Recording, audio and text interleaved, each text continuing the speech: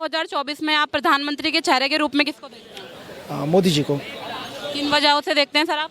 देखिए, उनके टाइम में जो गवर्नेंस रही है गुजरात के अंदर, वो जब चीफ मिनिस्टर से मैं तब से बात करता हूँ उनकी, जब से उन्होंने जैसे गुजरात के अंदर जब से वो आए कभी कोई दंगे नहीं होने दिए, ठीक है।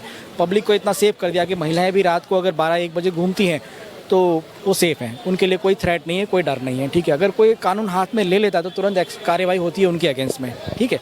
अब दूसरी बात मैं कहूँगा कि जैसे कि जब कुदरती आपदाएं आती है, जैसे कि बाढ़ आती है या साइक्लोन वगैरह आता है, उस समय पे गवर्नमेंट इतनी डेवलप है वहाँ की कि मैं आपको एक वाक़या कहूँगा कि जब बाढ़ आई थी बड़ौदा में और सूरत में, तो विदिन 7 डेज़ जो बाढ़ की वजह से जो पानी सबके घरों में घुसा था पूरे सिटी के अंदर, वो 7 दिन के अंदर पूरा सिटी नीट एंड क्लीन करके ऐसा दिया था गवर्नमेंट ने कि जैसे बाढ़ आई ना हो। तो इतना अच्छा गवर्नेंस हमको उनकी तरफ से मिल रहा है, बीजेपी गवर्नमेंट की तरफ से, तो हम तो चाहेंगे कि हर बार बीजेपी गवर्नमेंट ही बने, ठीक है।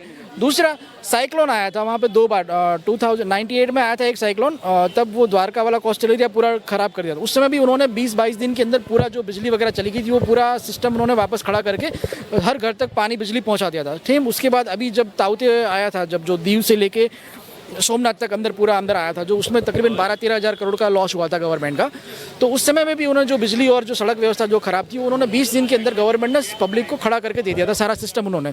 तो इतना अच्छा गवर्नेंस जब हमको बीजेपी गवर्नमेंट दे रही है तो हम दूसरी गवर्नमेंट से तो उम्मीद कर ही नहीं सकते, क्योंकि जब अब बात करेंगे जैसे केजरीवाल जी भी वहाँ पर आए हैं कि भाई मैं सरकार बनाऊँगा और मैं गुजरात को बिजली फ्री में दूंगा, बेरोजगार को 3,000 रुपये बेरोजगार भत्ता दूंगा।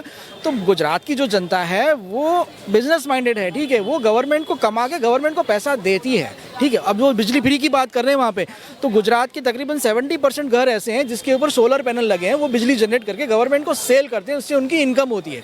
तो यहाँ फ्री बिजली का कॉन्सेप्ट तो कोई काम ही नहीं करना, क्योंकि गुजरात के अंदर देखिए जैसे कि सोलर पावर है, विंड पावर है, थर्मल पावर है और जो हाइड्रो पावर थी, सब मिला के तकरीबन 3600 मेगावाट बिजली जनरेट करते हैं। उसमें से 800 मेगावाट वो एमपी को देते हैं और 800 मेगावाट महाराष्ट्र को देते हैं। इसके अलावा उनके पास तकरीबन 1200 से 1500 मेगावाट बिजली सरप्लस रहता है गुजरात के पास।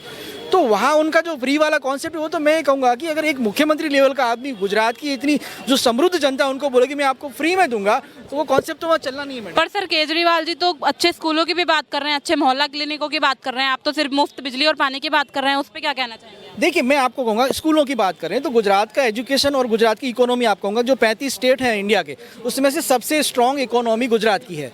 वहाँ का एजुकेशन जैसे कि MS यूनिवर्सिटी है, LD इंजीनियरिंग कॉलेज है, CUSA इंजीनियरिंग कॉलेज है, ये सारी, और IIM है, ये एशिया की टॉप 10 यूनिवर्सिटियों में आती हैं, ठीक है। तो वहाँ का एजुकेशन तो पहले से डेवलप है, तो ये वहाँ पे कुछ नया हमको देने वाले नहीं है। पर सर केजरीवाल जी तो ये भी कह रहे हैं गुजरात में केवल नल ही नल है, उसमें कोई जल नहीं है। किसने बोला? केजरीवाल जी कह रहे हैं। अरे नर्मदा का पानी देखिए आप, नर्मदा का पानी नर्मदा से लेके कच्छ रेगिस्तान तक उन्होंने पहुंचा दिया। जहाँ पे रेगिस्तान में पहले आपको पानी ढूंढने के लिए 20-20 किलोमीटर जाना पड़ता था, वहाँ हर घर में नल है, नर्मदा का पानी पहुंचा दिया उन्होंने। आप नर्मदा की कैनाल का प्रोजेक्ट देखिए, उसके बाद बात कीजिए ना, ग्राउंड जीरो पे जाइए फिर बात कीजिए। खाली हवा में बात करने से क्या मतलब है? कि मैं गुजरात से हूँ, मैंने गुजरात का डेवलपमेंट देखा है, पिछले 3 टर्म से हमने मोदी जी को वहाँ काम करते देखा है। वो आदमी 18 घंटे काम करते हैं, सोचिए, जो एक CM लेवल का आदमी वहाँ पे था, आज तो प्रधानमंत्री है, ठीक है, उस देश के। तो हम तो चाहेंगे कि अगली बार भी प्रधानमंत्री वही बने और हर स्टेट में मैं यूँ कहूँगा कि मोदी जी और योगी जी जैसा CM बने। सर गुजरात में जैसा कि डबल इंजन की सरकार है बीजेपी की, लेकिन उसके बाद भी सर महिलाओं के मुद्दों पे कोई गौर नहीं दिया जा रहा है। आप बिल्किस बानो को देखेंगे जो गुजरात दंगों के दौरान पीड़ित थी, जिनका रेप हुआ, सर क्यों छोड़ दिया गया उनके आरोपियों को? इस तरह से उस महिला को क्यों न्याय नहीं दिया गया? एक बात बताइए, उनको छोड़ा किसने? कोर्ट ने छोड़ा? एविडेंस नहीं होगा तो छोड़ के होंगे, ठीक है। या तो गुनाह साबित नहीं हुआ होगा, ठीक है। अगर गुनाह किया है तो कोर्ट तो बिल्कुल सजा देगी ना उनको। सर कोर्ट ने तो सजा दी थी ना, उसके बावजूद उन्हें छोड़ दिया गया।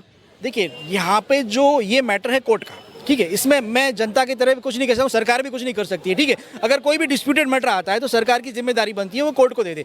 आप हाई कोर्ट में लड़ो या सुप्रीम कोर्ट में लड़ो, वहाँ पे जो जज की पैनल बैठेगी वो जो डिसाइड करेगी वो फाइनल माना जाएगा, उसमें मेरा और आपका किसी का नहीं चलने वाला है।